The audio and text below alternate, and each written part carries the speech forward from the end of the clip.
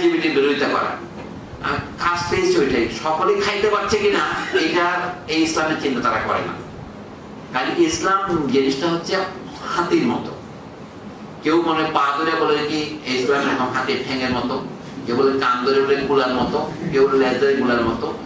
মৌলানা ভাসানী ইসলামের মর্মটা বুঝেছিলেন।